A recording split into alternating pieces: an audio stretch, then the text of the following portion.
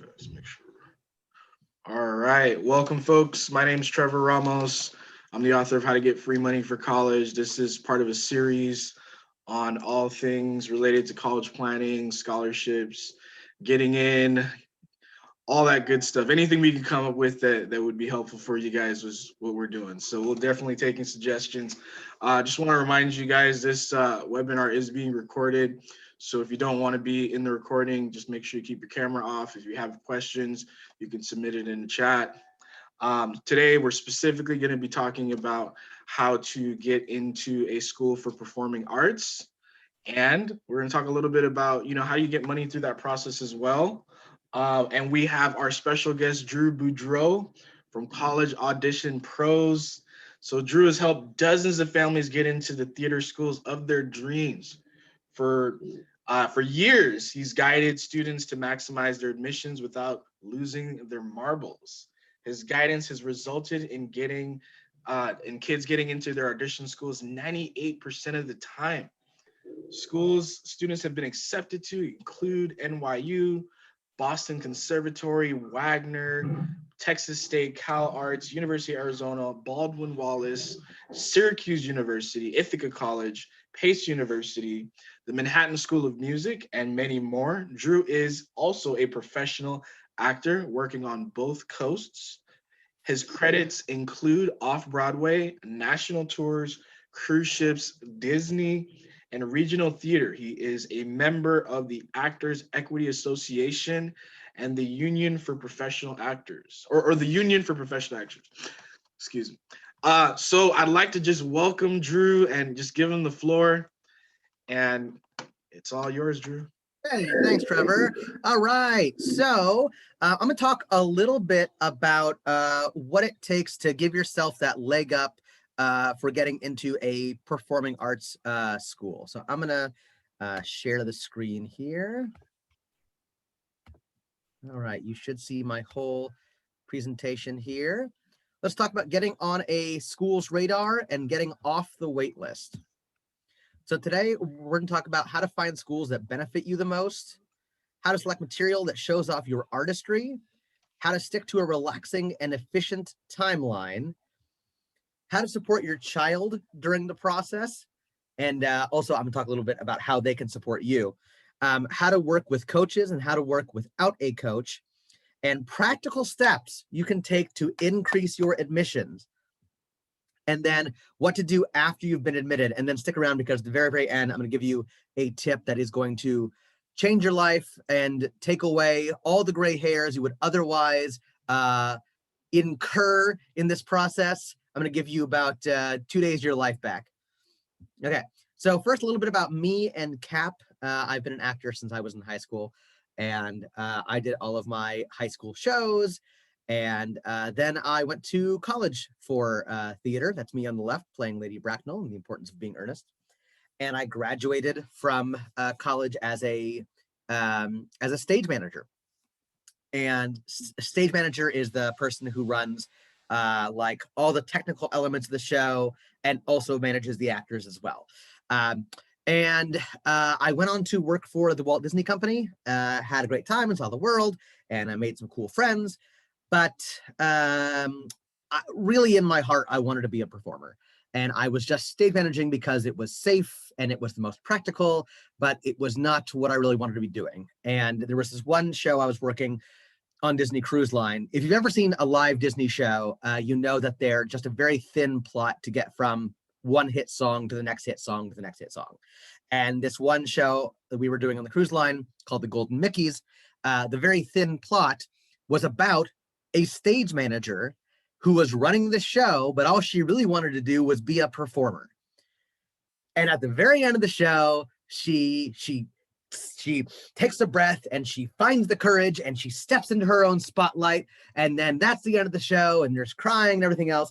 And meanwhile, I'm in the booth and all I want to do is be a performer. And she's living her dream. And every night there was this tear that would just roll out of my eye. I'd have to suck back into my face and be like, no, keep it together, keep it together.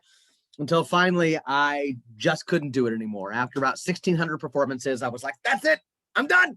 And so I went back to land I opened my copy of Backstage, which is the actor's guide for how to get a job, and I submitted an audition for a show in Northern California. I hadn't auditioned in 10 years, and I was like, what the heck? And they called me the next day and said, can you be here tomorrow? We open in 2 weeks. And that was Oklahoma. I'm there on the right side of your screen in the Fez, and I have not looked back. And if that is not God telling me that I am on the right track, I don't know what is. And so since then, I have done nothing but perform. I played Allie Hackham in Oklahoma a lot, and done a lot of off-Broadway stuff. This is Game of Thrones, the musical off-Broadway. And then I've done the national tour of Rudolph the Red-Nosed Reindeer a bunch. And then I started teaching at OSHA, the Orange County School of the Arts, which if you know who Matthew Morrison or Lindsay Mendez or any of those, Krista Rodriguez, all those Broadway types, they all graduated from OSHA. And around the same time, I thought, well, I didn't have a really good college, audition experience. I didn't know what I was doing. How can I make this easier for other people? So I founded College Audition Pros, or CAP. And it's been the most rewarding thing I have ever done. And I have made the best of friends and connections with these families. And we're very proud of what we've done. We have a 98% admission rate to places like NYU and Boco, Baldwin Wallace, Syracuse, Missouri State, Texas State, University of Arizona. And by the way, what I love about this list, some of these are like big high ticket colleges that cost a lot of money and everyone knows. And some of these are colleges that I think are perfect for a student and give them everything they need, and they don't cost a lot of money. So I want to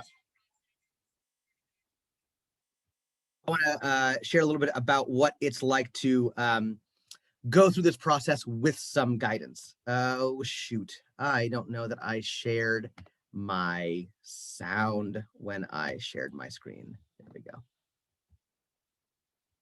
The process was so organized that I just, I got to manage my stress instead of stressing all at once. So it was pretty great just having to work with people who really care about how this is going to go. I had no idea coming into this what I was looking for and what these schools were offering, but Drew helped me find the right schools for me and the ones that I would have a better chance at getting accepted to. And he literally just broke it down and said, this is what this school has, this is what this school has. And just like that, we narrowed down the list and it looks pretty good.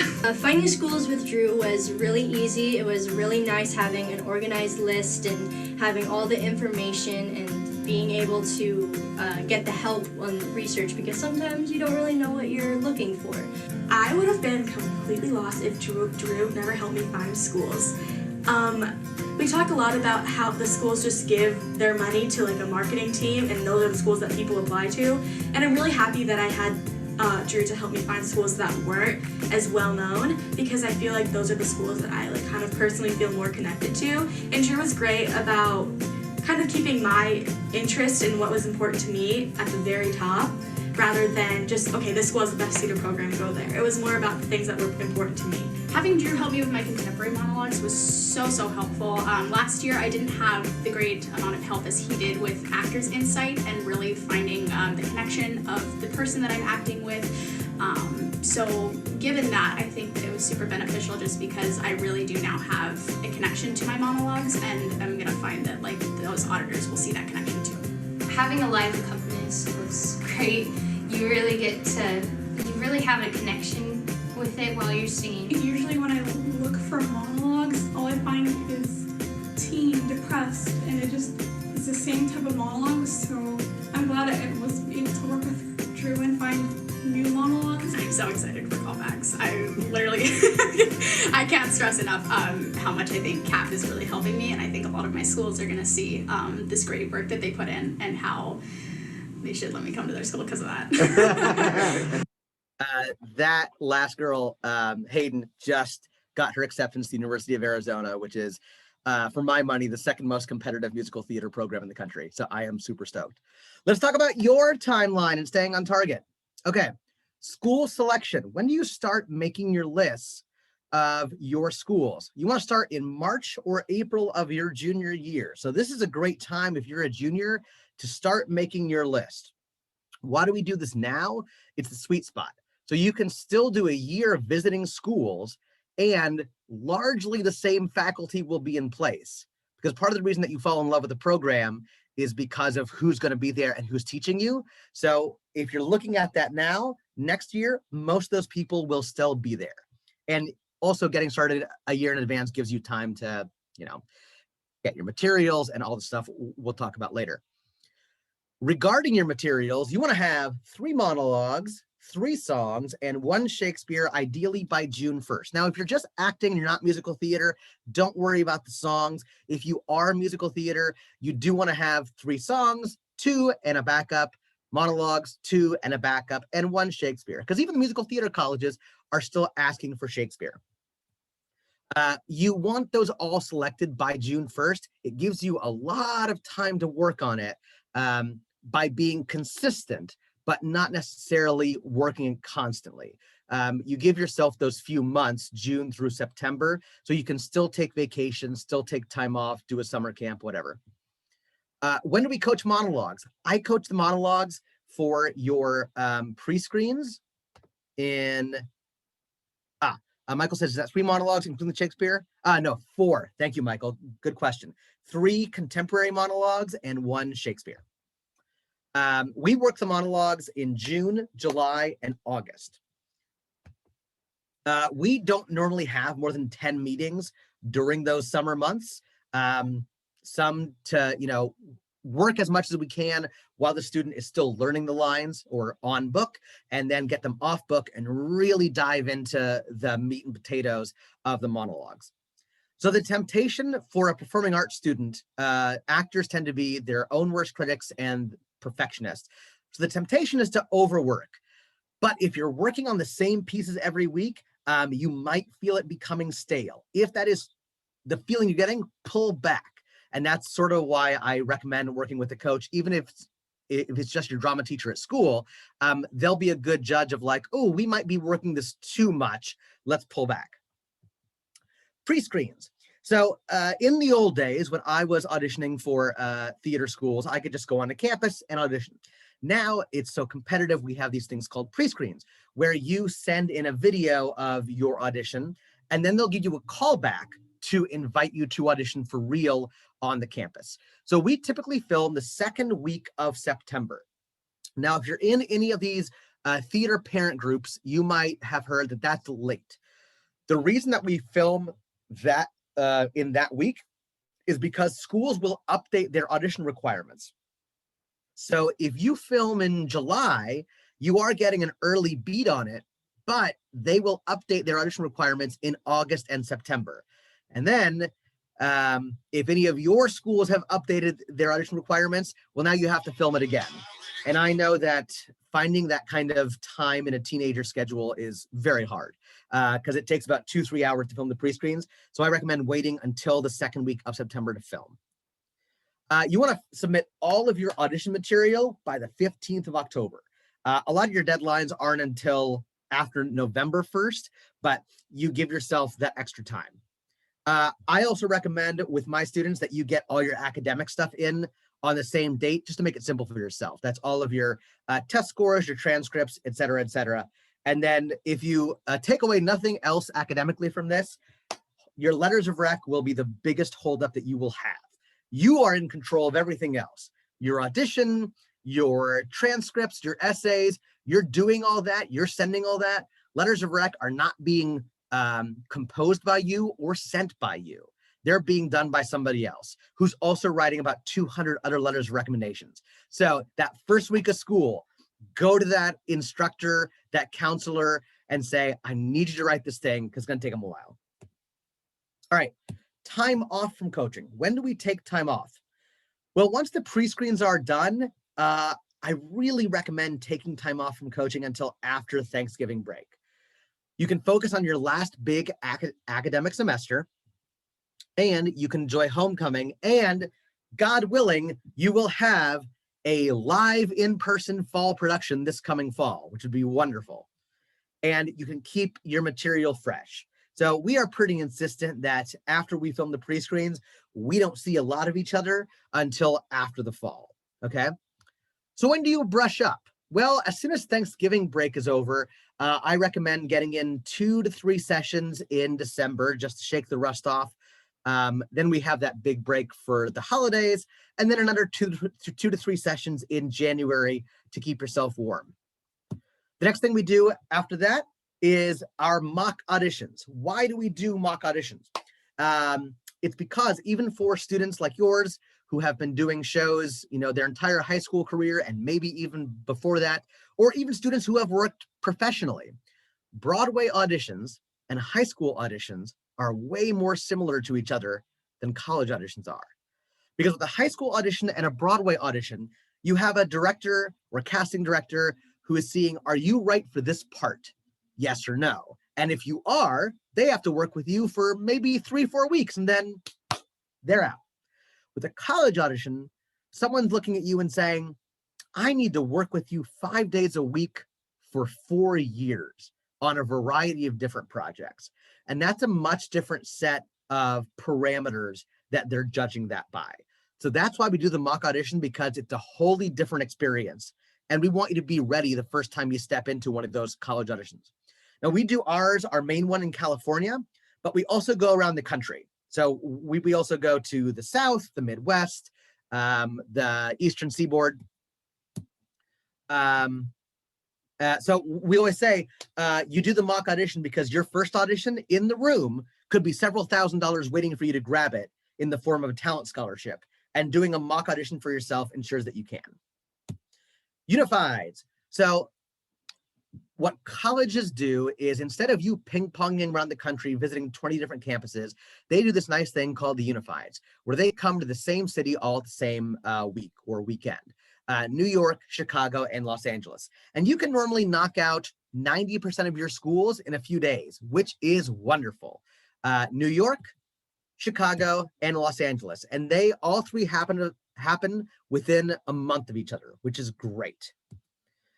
Unifieds. Remember, when you are scheduling your individual appointments at Unifieds, now you'll do all of this before you go. So for instance, let's say you applied to Ithaca. Great, you have an audition at Unifieds with Ithaca Saturday at 9 a.m. and NYU Sunday at 2, okay? You don't register for the Unifieds, you register for your individual schools at Unifieds. Remember, when you're scheduling, not all the dates will be published on the websites, okay? So make sure that you're in communication with your schools. Slots fill up fast. So if a school says, you have academically passed and we like your pre-screen, we want you to come on down to the Unifieds. If you wait too long, those audition slots may fill up. And even though you have a callback, you may not be able to audition. So as soon as they say that you are welcome to audition for them in person, claim a spot. Now, the last auditions you'll do are the on-campus auditions. These are schools that don't come to Unifieds, or maybe they weren't at your particular Unifieds. So those last auditions will be in March. That's the very end of the audition season. And most commitment deadlines will be May 1st. All right, knowing your why. You have to know why you want to come to a school, okay? You have to know, what does a school give you? What does it give you financially? What does it give you career-wise? And what does it give you in terms of your personal enjoyment, okay? When you know why you're auditioning for a school, you are most on top of your game, because your subconscious kicks into gear and says, I have a reason for coming here. And then all of a sudden, your organization is better. You're hitting notes better. You're more in the moment as an actor, right? Everything sort of comes together and your stress is lower. On the other side of things, if you don't know why you're auditioning for a school other than, oh my gosh, it's this great school and everybody knows about it and it's super hard to get in, like, you don't have a why for the reason you're auditioning, and then you're just auditioning out of FOMO. It's just fear of not getting into that school, and that's not a good reason to audition for anything. I don't want to miss out is not a great spot to be in the audition room. Versus, man, there are so many cool reasons I could go to this school and look at these people I connect with. That's a really good place to be. So if you have a school on your list and you don't know why, take a second to evaluate what it's doing on there. And if you don't have a really good reason why, it might not be worth the time, money, and energy you're putting into it. The 3 types of theater programs. So not every program is right for every actor. It depends on what you want to do while you're in school and then what you want to do after school. Let's start with a BFA. A BFA is what we think of primarily as an arts degree. It's a Bachelor of Fine Arts. It means that 70% or more of your college classes are in your discipline. So out of every 10 classes you take, 7 of them are going to be in theater, voice, dance, etc. Okay? And you have to audition for BFA programs. There is a very small asterisk there. There's like 2 or 3 BFAs in the entire country you don't have to audition for, but let's set those aside. Primarily BFAs you need to audition for because they are a pre-professional program. The pros of a BFA, really thorough training. They really have a very intense program. You tend to get more industry connections in terms of guest directors and master classes. You do have a senior showcase at the end of your tenure there, where you will do a showcase for agents and casting directors, typically in New York City. So the idea is you can get signed with an agent at the end of your 4 years. You do have to audition. I consider that a pro because it puts you at a higher level amongst your peers. And like I said, master classes. The other cool pro is the Actors Equity, which is the union for professional actors. You have to be a member of Equity to be on Broadway or most national tours. You can actually get your points towards joining the union while you're in a BFA program, which is really cool. Cons of a BFA. It's really difficult to double major. So if you have a really eclectic educational worldview of like, I want to do everything, BFA may not be right for you. Even minoring is possible, but it is difficult. It does mean that you have a really full course load.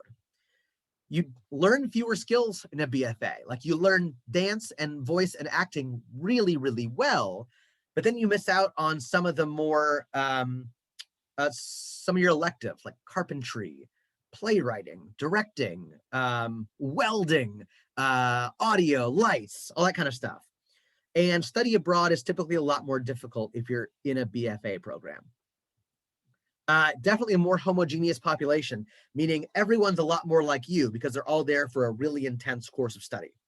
By the way, as I'm going, please feel free to ask questions, ask me to slow down, explain something. I love the sound of my own voice, but I would be happy to engage as y'all have questions. And the other con, it's pro and a con, you have to audition. Auditioning can be stressful, but it also is worth it because you are amongst a higher caliber of your peers. So who's a BFA right for? Actors, technicians, and stage managers, all who want to work professionally in the field. Grad school hopefuls, BFA is a great degree for a grad school candidate. Next up is BA. 90% of people have a BA. If they have a college degree, it's a Bachelor of the Arts. 50% of your college classes are in your discipline. So remember, a BFA, 70%, BA, 50%. So out of every 10 classes, 5 are in your discipline. It's a lot more broad understanding of theater with eclectic classes, acting, directing, playwriting, text, criticism, and you usually don't have to audition for a BA program. Again, small asterisk, but most programs, you can just walk on the campus and say, I'm Trevor, I'm in the program, and they say, yes, you are, get in here. The pros of a BA, you are able to double major typically. It is not that hard. You can study abroad because you're not on a pre-professional kind of rigid track. There's typically no audition, which is a lot easier for you. A way more heterogeneous population because you get people who are double majoring in theater and film, theater and philosophy, art history, whatever it is. And typically anyone can audition for shows in a BA program. So you get a lot more disparate type of people. You can learn more diverse skills. The cons of a BA program are the obvious ones. It's just not as challenging as a BFA program. Less training for professional entry as a performer. It's a pro and a con, no audition. So who is this more basic type of degree right for? Actors, stage managers, theater teachers is a big one. And if you love theater, but you just don't want to do it for a living, a BA is great. You get to enjoy yourself and then do whatever you want to do out in the real world. Last one is the professional training program. This means 100% of your college classes are in your discipline. It's like Hogwarts. There's no math, there's no science, there's no physics, it's just magic. So a professional training program is just theater training. That's all it is. So it's focused either on acting or MT. You have to audition. There's no way around it. Pros of a professional training program, it's the most intense training that you can get because it's all you're doing for 2 or 4 years. You are ready to work professionally with great skill and discipline immediately. What are the cons? Well, typically with a professional training program, there's no diploma. Now, these are usually 2-year programs where it's just 2 years of really intense technique training, and you get a piece of paper that says, Trevor is very good at acting and singing. Here it is, but it's not a diploma. It's not a degree. It's a completely homogeneous environment. Everyone is there who has the same interest and wants to do the same thing. So who's it right for? One type of population, actors who want to work professionally. Okay. And now the word that shall not be named, the word that I have a long conversation about with the parents that I work with, backup plan. Okay. A backup plan sabotages your student's success because it typically starts with, if you don't succeed at this, the parent would say, and you would never say that to anyone going into a non-arts profession because it implies that the odds of your student's career-ending failure are so high, they need to be planning for a change of profession before they've even begun. So that type of lack of confidence is really palpable from your student. They understand that you're thinking, oh, I don't think you're going to make it. So you don't want to do that to your student. You do want to give them some financial other tools, right? So here's some better alternatives to get the same result. So instead, achieve the same result using a different approach, learning additional money-making skills, right? You want your student to have financial security. So employing different money-making skills is great. Here are the ones that I recommend for any theater students. In college, I feel like they should learn video editing, sound editing, and HTML coding. Okay.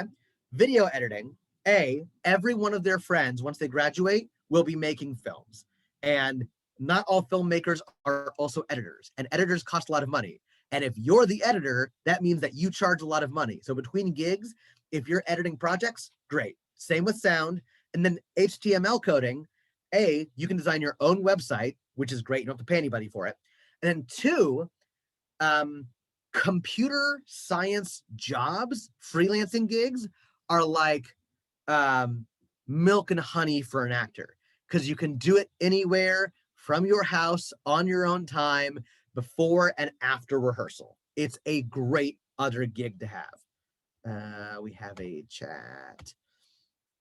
Would you say additional money-making skills BA program would be better, or you can still acquire skills in a BFA? Yes, you can totally acquire these skills in a BFA program. So remember, 7 out of your 10 classes are in your discipline. This is where these come in. Those extra 3 classes that you get, you could minor in something like coding or video editing if you want to really get proficient at it. Otherwise, you can just take a few classes and you'll be set up. All right. Facts are an antidote to anxiety. As you go through this process, you will be stressed out because you won't know what's real and what's coming. So get the facts about schools. Get off of College Confidential. If you don't know what it is, great. College Confidential is this like parent messaging board where everyone is really insecure and they ask like scary questions and then get a bevy of scary responses.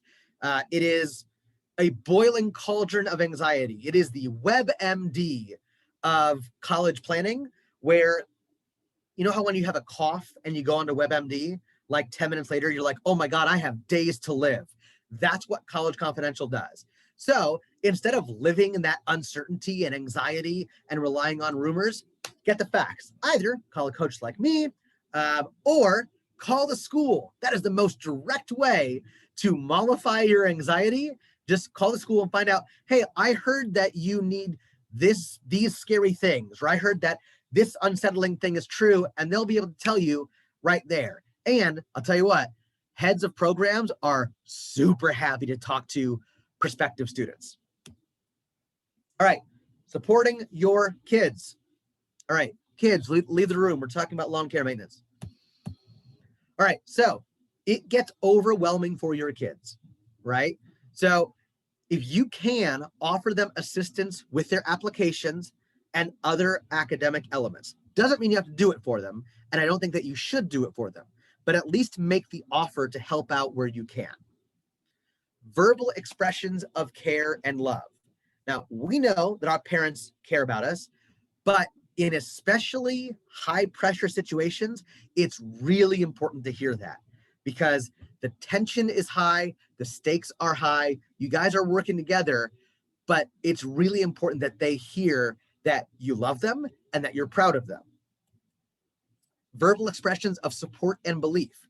There will be times when your kids think they can't manage the audition and the application process, and they're also doing a fall show, and they're doing standardized testing, and they're playing sports, and reminding them that they are playing on hard mode, that they are doing a really difficult thing, and they're doing it very well, is really important for them to hear, because they might be executing everything great, but they don't know that because they feel so stressed. So just give them that reinforcement that they're doing a really good job managing everything. Supporting your parents. Remember that for your parents, it is their first time helping kids into college, and it's much different than it was when your parents were teenagers. So when they offer assistance to you, remember that it's out of love and appreciate each effort they give you. For nearly all of your parents, it is the first time helping a theater kid get into college, and that is a whole different kettle of fish. So they're a fish out of water, and they just want to help you. So they may fail, but be patient with them and be thankful that they care. Most of your parents work full-time, or they are stay-at-home parents, and that is a full-time job, looking after a family. So most of the time they're exhausted, and they often don't have mental bandwidth that they would like to help you. So your verbal affirmation to your parents goes a long way. I had a mom a couple years ago who called me in tears, and she was like, "You won't believe what Alex just said to me." And I was like, "Oh my God, did he like call you a bad word or something?" And she was like, "No, he said he appreciates what I'm doing for him." Like, that's all it takes. Remember, they're working so hard for you. Just give them a little bit of verbal appreciation, and it can really, really make their day. If you're feeling overwhelmed, students, ask your parents if there are specific action items that they can help with. Now, I know it sounds like I'm telling you to give them more work, but I'm not. The worst thing that you can experience together is a burst pipe of procrastination. That's the worst thing that you guys can have. So if you know that what's happening is really filling up, give a little bit of that to your parents. That way we don't have that burst pipe of procrastination. And then here's something really easy that will make both your lives so much simpler. Share your schedule. Have a shared Google Calendar that's just for college audition stuff, because then you're on the same page. The worst thing is like, I have an audition. Where? 100 miles. When? Tomorrow. Make sure that everyone's on the same page. Red flags. These are things to watch out for, okay? Red flags with coaches. So college audition coaches help you with finding schools and finding material and all kinds of stuff. But there are different types of college audition coaches.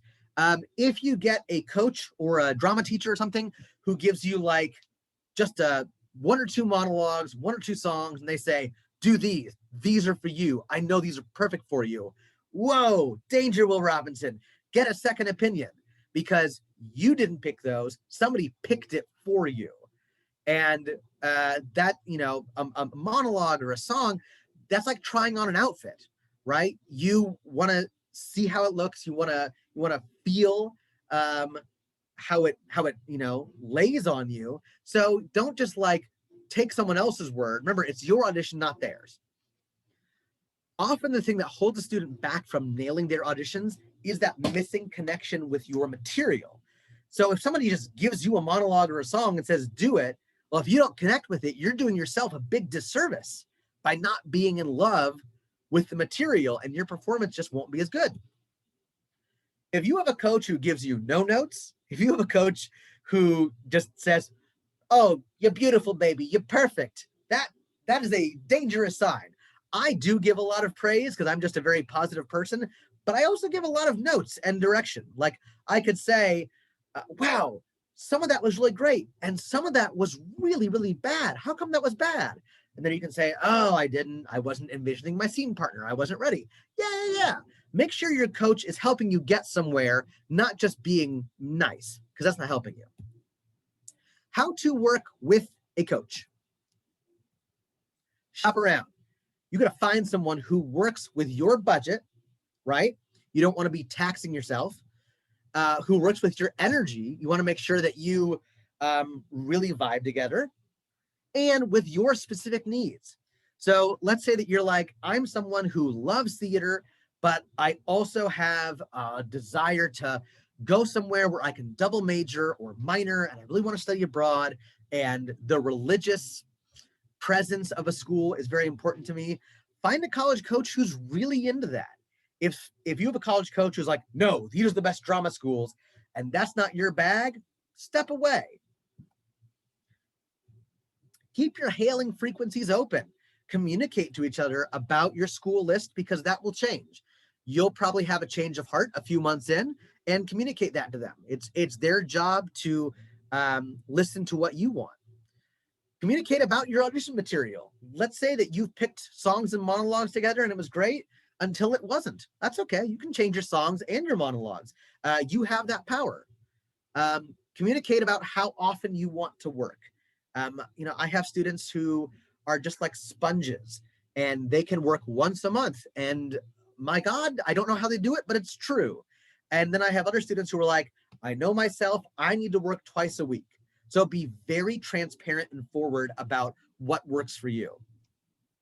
And then also communicate about what else you would like help with. If you have needs, if there are things that you're uncertain about, communicate those to your coach. It can only help you when you ask for it. And then remember, we work for you. If there's something that you want to address, absolutely share it with us. Protect your confidence, okay? Only work with a single coach on your material. Now, I'm not saying don't work with another coach on something else. If I give Trevor monologue A, he's only going to work on it with me. But if Trevor does monologue B for a school assignment, great. He can do that with his drama teacher. I'm not going to look at it, because if he has two coaches giving notes about the same thing, that gets really confusing for an actor.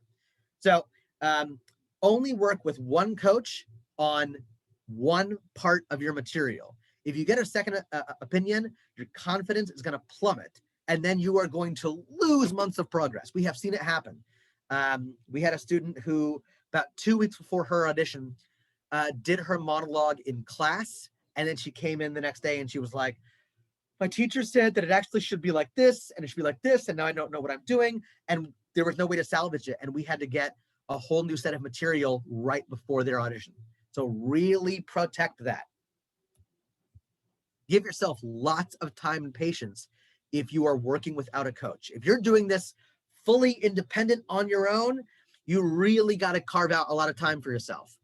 Researching schools on your own is time consuming, and it can feel overwhelming. So give yourself a dedicated and organized work schedule to find your schools. How many schools? Between 12 and 20, with 2 included safeties. Now, when I say safeties, I don't mean academic safeties. I mean, there's no audition for this program. Okay.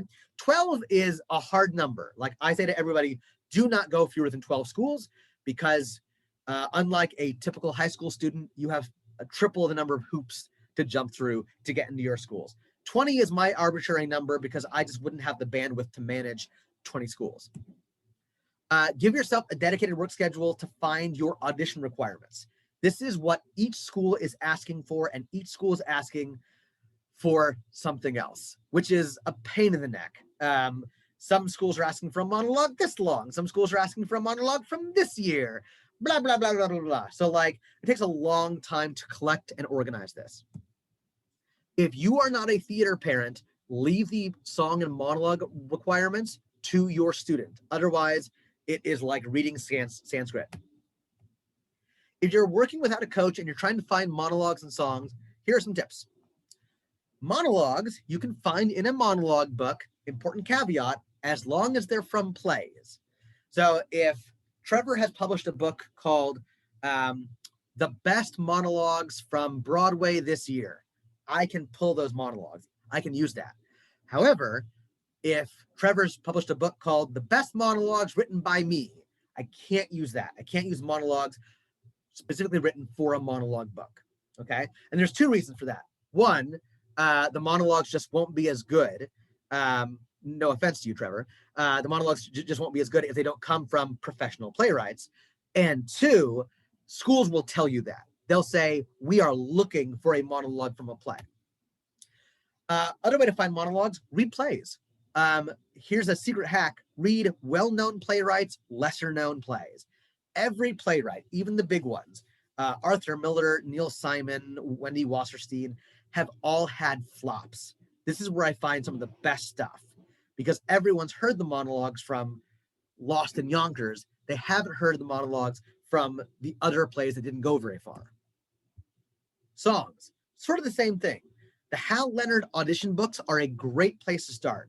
Hal Leonard is a music publishing company. So they publish these books called like 64 great audition songs for tenors, for mezzo-sopranos, for altos, and they already have the audition cut in there. Great resource. YouTube, the 54 Below channel is an awesome place to find audition pieces. Sometimes you'll see like Broadway celebrities workshopping their stuff at 54 Below for like a little concert or something. Great place to find stuff. And then finally, look up well-known composers, lesser-known stuff. There is some great material because you've got composers. I mean, everyone's had flops. Stephen Sondheim, Jason Robert Brown, Rodgers and Hammerstein. They've all had flops that have maybe not a great plot, and most of the songs aren't good, but you get some real gold nuggets in there. And then finally, in some of these parent groups or even the student groups, you may hear about songs being overdone, like they're performed too much. Very, very few are actually overdone. Again, it comes from this feeling of insecurity that people have, and they want to project that onto other people saying, your song is overdone, your song is overdone. I guarantee you, 99% of the time, your song is not overdone. There's a difference between a song being recognizable versus overdone. For instance, I'm Just a Girl Who Can't Say No from Oklahoma. Everybody knows it. Who does it? Very few people. It got one of my students into Boston Conservatory, right? So overdone only refers to this year is like 20% of the audition populace singing that song. That's overdone. But a song being well known, don't worry about it. Go for it. How to work without a coach. If you are getting coaching, well, first of all, have some coaching. If you don't have a coach, get your drama teacher to help you, okay? Or a director that you have in community theater or youth theater. Going it alone is a recipe for a lot of wasted money and tears and heartbreak, okay? This is really important. Have your teacher time you because some of these schools are real sticklers for the time restraint they give you, right? So some may say, 90 seconds or less, 60 seconds or less. Some schools are chill about it. Other schools will stop you. So if your money note is on second number 66 and they cut you off at 60, not worth it, right? So make sure they time you that you're well within the time limit. Okay, if you're working without a coach, here are the things you must know in the audition room. Who are you talking to as an actor, right? Who are you singing to? Who is your scene partner? 2, why are you engaging with them in the first place? What are you trying to get from them? And how are you going to get it? 3, the moment before the monologue and song started, right? So a monologue is 60 seconds of uninterrupted dialogue, which is really unusual. We don't really do that in real life. A song is spontaneous singing by yourself for a minute or a minute and a half. We don't do that in real life. So the moment before has to be really substantial to justify us going into a song or a monologue. The stakes have to be high. So you have to know this for the benefit of your own performance, but you also have to know this because the questions are going to come as soon as you finish it the first time. The college adjudicators are going to ask you these 3 questions. Who are you talking to? Why are you talking to them? And what just happened? If you don't have an answer, swing and a miss, because the other students who come in will. So make sure you have the answers to these. All right, tangible steps to increase your admissions. Number 1, academics. Hey Drew, actually before you get into that, I actually had a question. Yeah. So yeah, to actually like step back a little bit about who I mean, so how do you, because I've seen students on all different perspectives. Like, so there'll be a kid that maybe took one elective, you know, in acting and theater, maybe doesn't have any work that they've produced. Then you got the kids that go to schools like OSHA and LACSA and CSR. This is all they do. And then you have kids that are homeschooled that have acted for Disney and work with a theater company, or you know already have an IMBD. So how do you have a conversation with them about is this what you want to do, and what does a typical theater student at these programs look like in terms of That's a great question. I have never found that the experience that a high school student has necessarily makes them a better candidate for a program. Now, with technique, like dance technique, obviously that's different. But in terms of acting, I had a student who played Annie in Annie on Broadway before she was in high school. And I had a student who the same year had never done a play. And the girl who'd been on Broadway didn't get into any of her schools, and the other girl got into all of her schools. And it was a difference of how hard are you working during this process? So your previous experience and your resume doesn't mean much. It's what are you going to do in the room? So if you know the answers to these questions as an actor, I know who I'm talking to and I know what I'm trying to get in my scene, and you play it truthfully and you connect your monologues and your songs, that's all you can do. As well as make a really curated school list, like we talked about. The girl who played Annie only had 6 or 7 songs, and she took material, like the first things that she found. And she was like, I really want to do this. And I was like, do you want to look for anything more? She's like, no, I have a Broadway credit. Didn't help her. So I don't want anyone to feel like you don't have enough experience to audition for college theater programs. My girlfriend got into one of the hardest BFA programs in the country, and she had no professional experience, did not go to a performing arts high school, did not pay for expensive lessons. So the makeup of a lot of these schools is really diverse from all the backgrounds that you just mentioned. Homeschooled, private school, public school, no experience. Does that sort of help? Definitely. Appreciate it. All right. So tangible steps to increase admissions. Academics is the number one thing. Now, I say this as someone who did not have good math and science scores in high school. And I'm telling you, my admission odds would have been a lot better, because for a lot of these schools, it didn't matter how well I acted. My GPA was just a little too low, right? So your GPA and your essays have the biggest impact for admission and financial considerations, right? Because some of these schools, even though you're going for theater, will still give merit-based aid. Yahoo, man. If there's a subject that is difficult for you, get a tutor. The college students who tutor high school students cost next to nothing. You know what I mean? It's like 10, 15 bucks an hour. And if you can get that score, that grade from a D to a B or a D to an A, wow. Your GPA just skyrocketed. And now you've just opened a door for more admissions to some of your favorite theater schools where your academics are really important. And it has resulted in more scholarship dollars for you. Do whatever APs you can.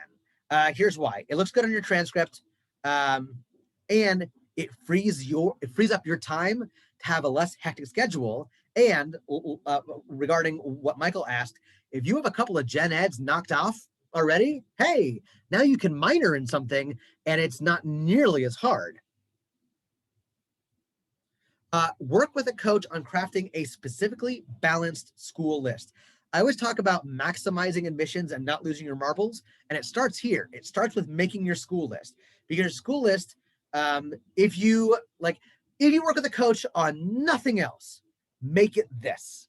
Make it your school list, okay? Because they'll be able to divvy it up into reach, fit, and safety, and a school list has got to look like a mutual fund, right? Some high risk, some medium risk, and some very low risk, all right?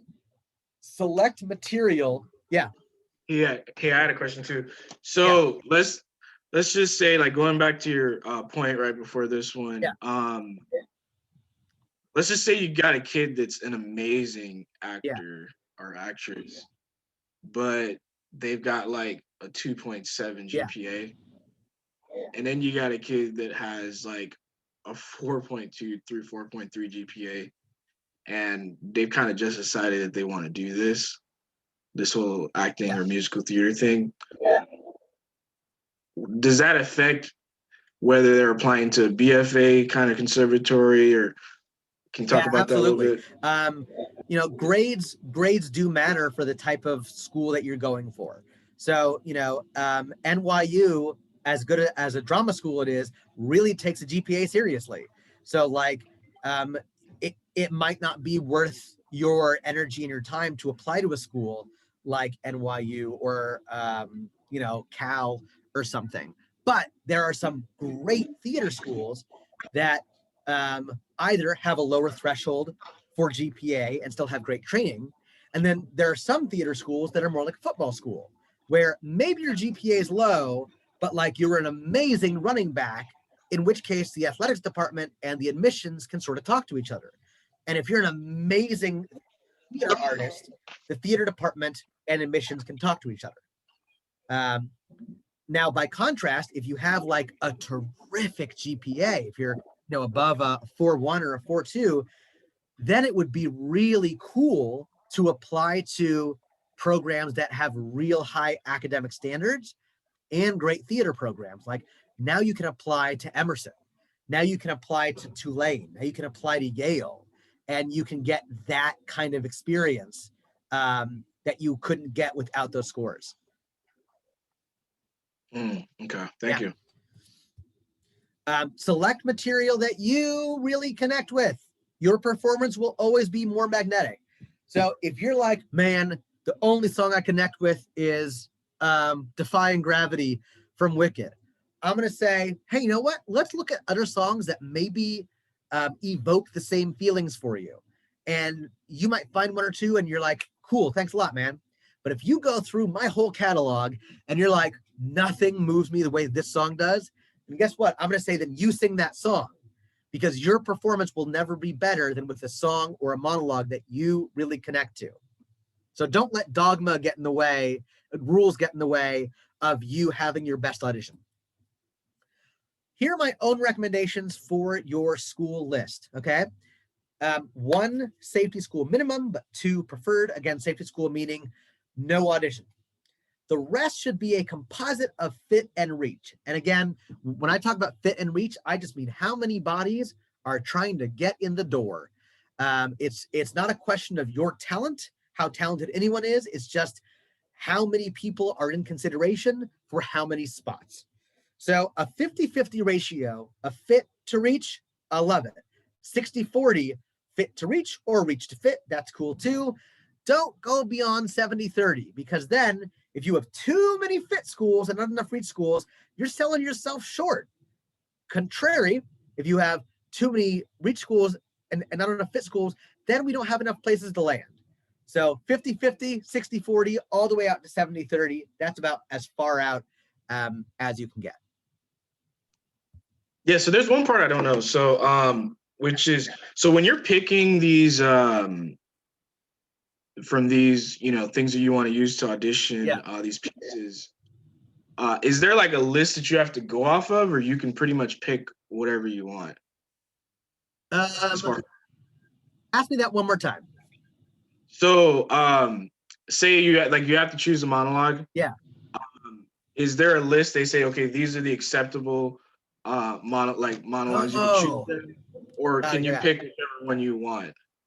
Hang on. My girlfriend just got home and she doesn't have a key. One moment.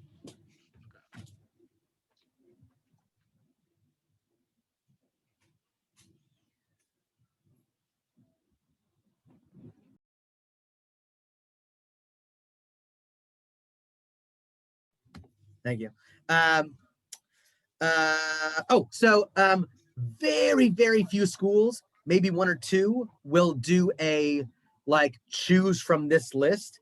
I really hate that. I really hate that. And most students do too, because they've assembled their own monologues. And now for one school, they have to learn an entirely new one.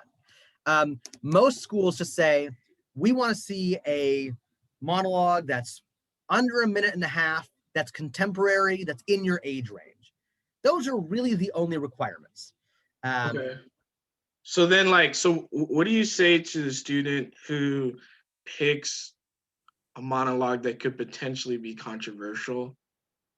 The only controversial stuff I'll shy away from is anything that is sort of of a sexual nature, just because it can get uncomfortable in the room hearing a teenager talk about their sexual escapades as a character who's in their 30s.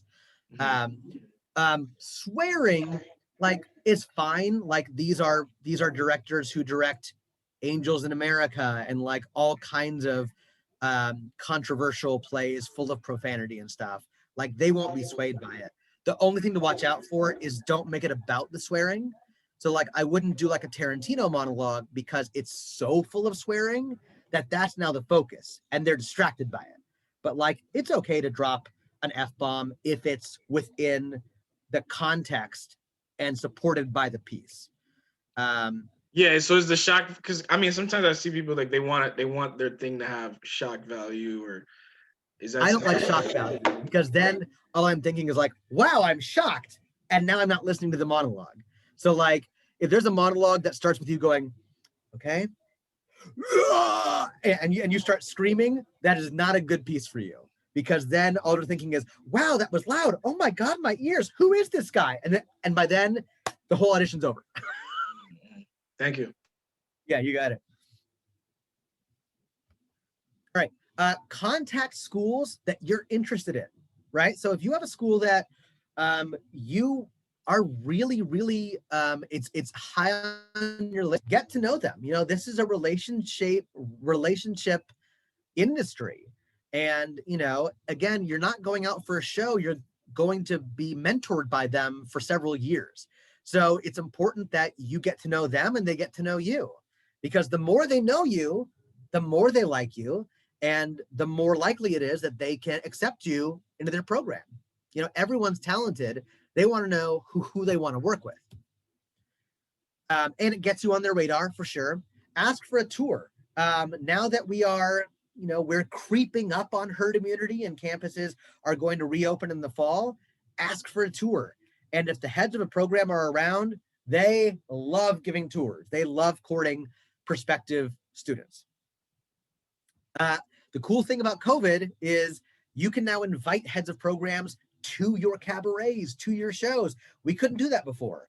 But now you can say, hey, head of this crazy awesome program that I want to be a part of, come see my show, and they can do that from their office, which is unreal.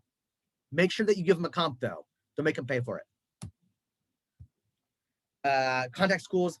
Do a summer at their schools. Man, this is really cool. Some programs have awesome summer intensives. My favorites have been Boston University and UCLA, if you're interested in either of those schools. Now, I will say the asterisk here is because some summer programs are more beneficial than others. So if the faculty isn't actually there during the summer program, may not be a great use of your time. Sometimes summer programs just have like grad students teaching, and you don't really get to use a lot of the facility. You don't get to network with the faculty. So it's kind of like, So make sure that you really do your homework on your summer program before you put down a deposit. Bulk up your second talents. So let's say that I rank myself as a actor, singer, dancer, right? Schools are looking for 2 out of 3. You will never find a school saying, we are looking for a triple threat, because then what purpose would the school serve? Schools are triple threat training programs, but they're only looking for a candidate to come in with 2 out of 3 skills. So if I'm an actor, singer, dancer, now for me personally, I'm actor, singer, drill a mile into the earth, dancer. So I'm not going to brush up too much my dance skills because I know that's what they're not looking at me for. But I am going to really brush up on my singing. So I'm a really solid actor singer. Okay, so if you have a second talent that's sort of in the middle, really brush up on that. Get that up to snuff, because then you're not coming in with 1 out of 3. You're coming in with a solid 2 out of 3. Now, granted, your energy and your personality are still the main draw for a program, but you now have more bonus points to offer. Connect with the heads of programs. If you can't get a tour, ask to connect for like a 15-minute Zoom session. I guarantee you it'll go 30 minutes because they love to talk about their programs, and then they will have spent 30 minutes with you, which is a benefit on 2 fronts. A, you've got to spend 30 minutes individually with the head of the program, and they know you now. And then B, you can find out stuff about the program maybe you didn't know. For some people, it like doubles down the sale, and you go, wow, I'm even more in love with this program than I was half an hour ago. And then for some families, it's like, oh, you know what? Actually, I got answers that I didn't like. I'm going to take the school off my list. Either way, you're better off. You can ask if they will be teaching at any camps, including their own summer programs, or maybe a third-party summer program, and then you can invite them to your virtual performances. All right. How to get off the wait list if you were waitlisted for a particular program. Well, first of all, let's back up. What is the wait list? So schools accept more students than they can take. Like a hotel, they always overbook, knowing that some people will cancel. If they had their druthers, however, they would accept way more students, right? So the wait list is not a second choice. So if I say, Michael and Amanda, you are admitted, Trevor, you're on the wait list, it means I want Trevor in my program. That's why I put him on the wait list. If I didn't want him, I'd say, no thanks, pal, but I want him to come to my school. So when you are put on the wait list, it means we want you, you're a fit, you are talented enough to come here. So now we just have to hope that somebody else says no so we can get you in here. So don't forget, a wait list means they want you. The waiting is not done by you. The waiting is done by the school. It doesn't mean that you wait around to hear from them, okay? So your job when you're on the wait list is to be really proactive. So when you're on the wait list, you can do yourself a favor by contacting the school and saying, hey, it's me, it's Michael. Thank you so much for the audition. You guys are at the top of my college list, and I really want to come. Thanks so much. And maybe you send one more email just like that a week or 2 later. Now, when somebody says no, they know exactly who to go to. they're going to go to Michael because Michael expressed a strong interest in coming to their program, and he's probably going to put down a deposit as soon as he gets the yes. Remember, they want to fill their rosters ASAP. And if you tell them over and over that you want to come there, it makes it a no-brainer for them to take you. So when a spot finally opens up for a student, the school wants to make a decision quickly. You make that easy for them by writing them at least twice after you hear that you're on the wait list. And if it's true that a school is your number one choice, tell them. Don't be shy about it. And then be blunt. If this is true, tell them you're ready to put down a deposit. That makes their choosing you much, much easier. Who would that email go to? Head of department. Yes, that's exactly who it would go to. It would go to the head of the program. Well, not the head of the department necessarily, because sometimes if there's a musical theater program and an acting program and a stage management program, there is a department head who won't necessarily do the recruiting.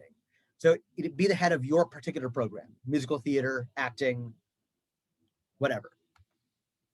Remember, you cannot give them what they want because they don't know what they want, right? So you are in control of one thing and one thing only, being the fiercest version of yourself that you can be in the audition room. So what do they want? Very, very simple stuff. Professional conduct. When you show up, are you on time? Do you have all your stuff together, right? Are you organized and prepared? Is all your sheet music in a binder? Have you memorized your music? Have you labeled everything? Are you friendly? Do you walk in like grumpy and super serious? Or do you walk in, hi, hello? And then finally, do you go full tilt into your audition? Someone who is professional, organized, friendly, and gives it all, I guarantee will always get a job over someone who is talented and doesn't have those things, right? Again, it's a relationship-based industry at every level, and people would much rather work with someone that they enjoy spending time with.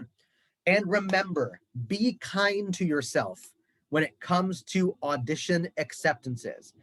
Do not think of auditions as test scores. So if you get 3 out of 9, if you audition for 9 schools and you get 3, you get a 30%, it's not very good.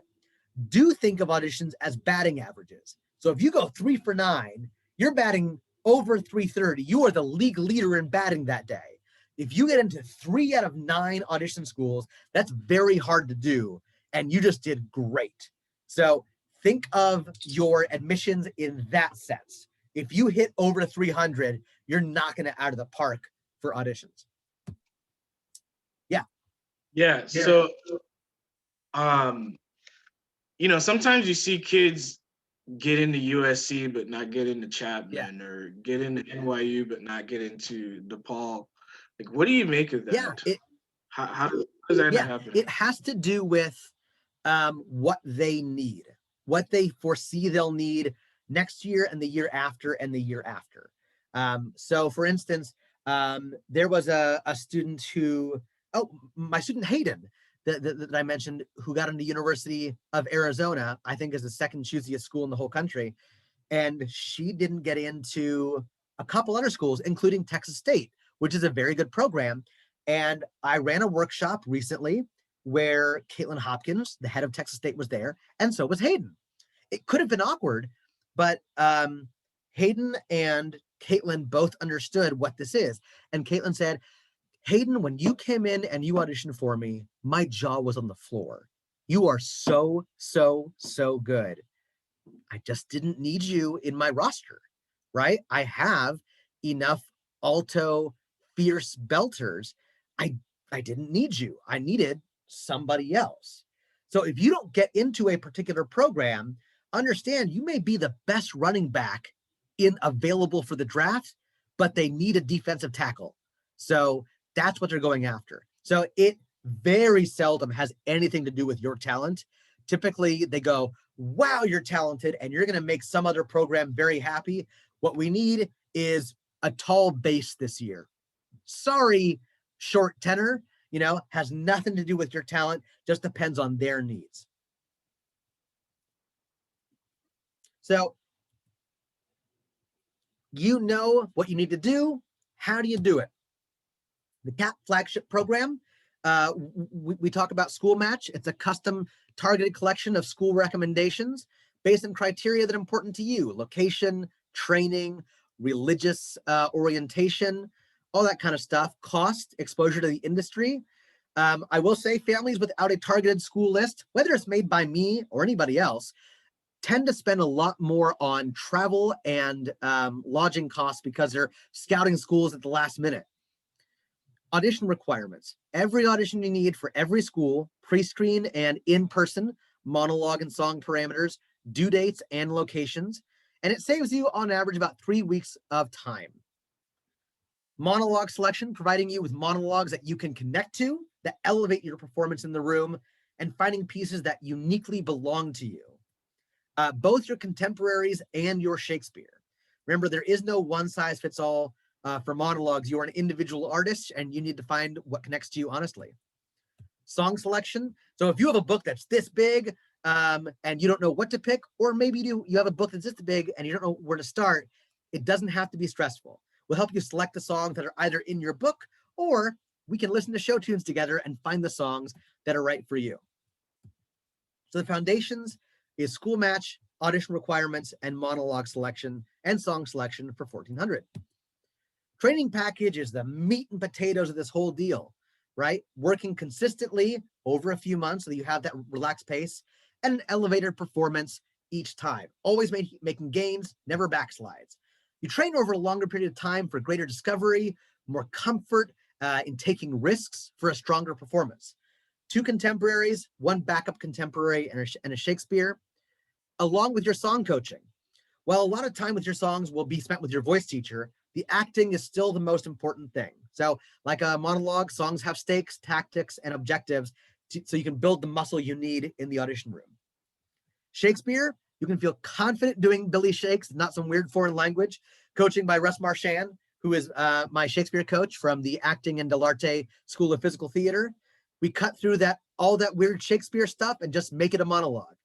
My favorite thing I ever heard was from a classical singer we had who said, coming from musical theater, I was terrified of Shakespeare, and now it's my favorite monologue to do in auditions. So the training package is monologue coaching, song coaching, Shakespeare coaching for $5,250. Audition Ready is this kind of third act where you film the pre-screen. You film with me and Russ in person, and having coaches with you while you film is an absolute game changer because we get to capture your best takes and then send those to the school. We won't overlook anything because we built that audition requirement list for you. We bring the accompanist, the studio lighting, the camera, and the backdrop all with us. And then we do all the editing of the pre-screen as well, and we upload the files to you. So all you have to do is click and drag. The mock audition, I've talked about at length already. Because it's so unique, we want to make sure you've been through it once. So the first time you're in the room, it's not an experiment. It's something you've already done before, right? Unified's coaching. We travel with you to Unified so that you don't take off to a new time zone and then the next morning wake up and have to do your college auditions. We warm up with you first so you can let go of jet lag and nerves and you walk in at your best. We also help you crash walk-in auditions. These are schools that you haven't even applied to, but you can go into the room and audition for, and that way, more admissions, more scholarships, and you haven't had to upload the essays and the applications and the transcripts and all that. Audition Ready is the pre-screens, the mock audition, the Unified's coaching for a total value of $1,250. And then the complete package is Foundations, thank you, Trevor, training package, Audition Ready for a total value of $7,900 with a bonus of CAP Connect, which is a new program. It is an online course that walks you through every step of the college audition as a supplement to working individually with me, and it's on your own schedule. It's a 12-module course that gives you all the nitty-gritty guideposts that you need. So the complete package, Foundations, training package, Audition Ready, CAP Connect for total value of $95.17. And until April 23rd, that is $95.17 for $39.97 in 1, 3, or 5 payments. Really, it's 1, 2, 3, 4, or 5, if 4 is your lucky number or something. And now, as promised, the one thing that is not a major thing actually at all. It's going to give you a lot of time and energy back.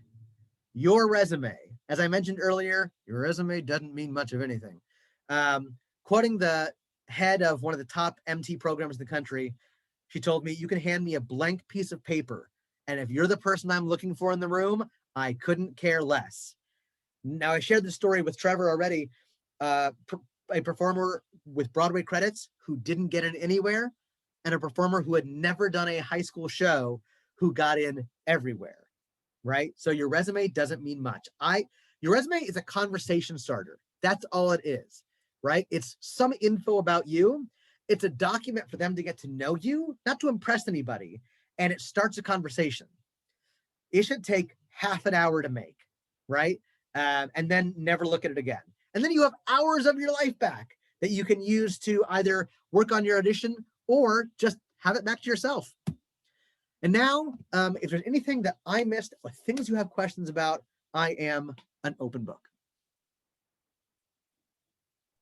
Yeah, while we're waiting for that, yeah, just so for, I mean, you know, there's all kinds of people listening to this. Like I said, definitely when it comes to performing arts, there's different, you know, spectrums of experience level and exposure to this kind of stuff. But I just gotta tell you that if you're applying to anything that requires an audition, or even, you know, anything that is in the arts or performing arts, you know that you have a lot more that you need to turn in than a kid that's going to study biology.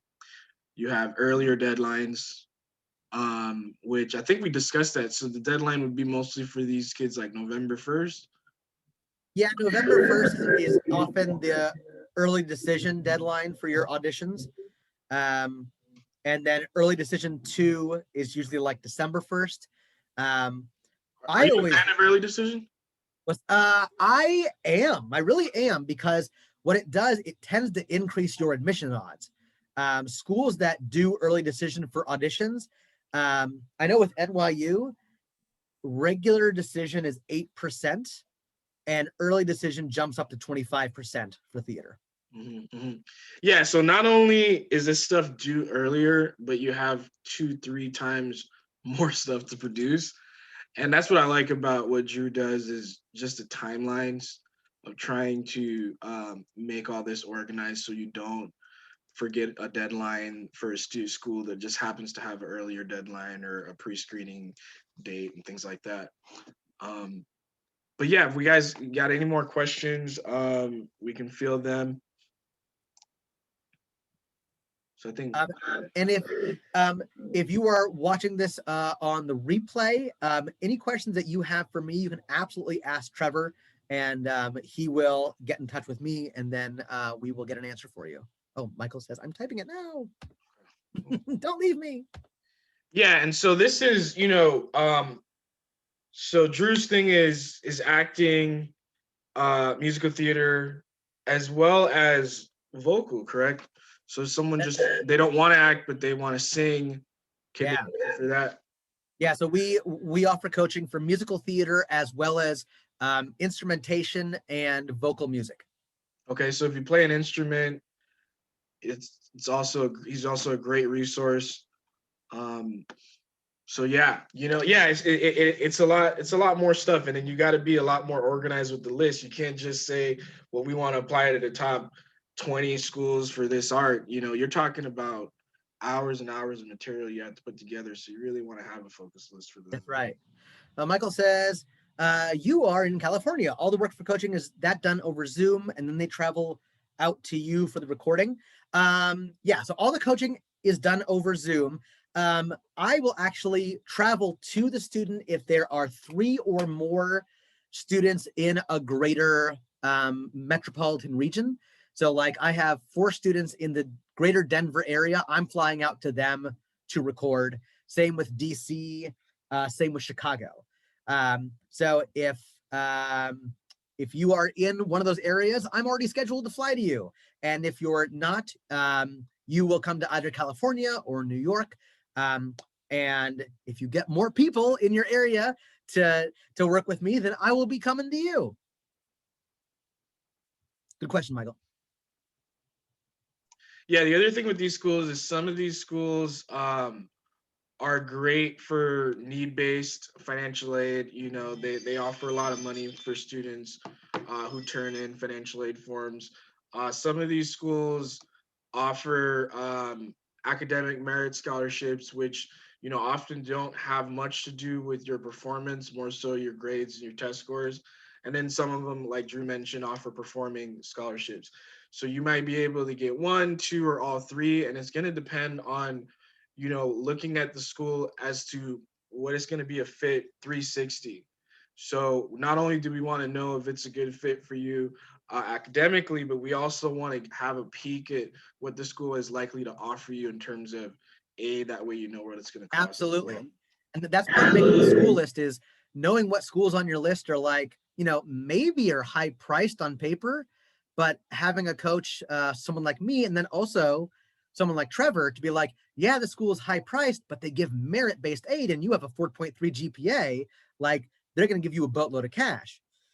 Michael says, so if there are 5 students in an area like New York, someone from, say, Connecticut can meet you there for the recordings and things. Yes, I did recordings in New York last year with people from Pennsylvania, Connecticut, New Jersey, and New York. So yes, definitely. By the way, woo woo, Connecticut, I got you. Yeah, this guy's a jet setter. Yeah, so yeah, there you have it. If you guys got any questions, you know how to find us. Actually, do we have, can we just go over how to reach you, Drew? Absolutely. Slide. Absolutely. I am College Audition Pros on everything, and that's my handle in the chat. Call Audition Pro. That's my handle for Instagram, as well as my Facebook page. Everywhere you go, you'll see a little cartoon of me like this. Hi. And that is my page. And you can message me on any of the platforms, and either me or my assistant Autumn will get back to you. Okay, yeah, so just Google College Audition Pros, Drew Boudreau, if you need to find us. All right, so yeah, I'm going to put a close to this, guys. Really appreciate you guys sitting down with us. And if you guys got any questions, you know how to find us. Take care. Have a good rest of the week. Thanks, Trevor.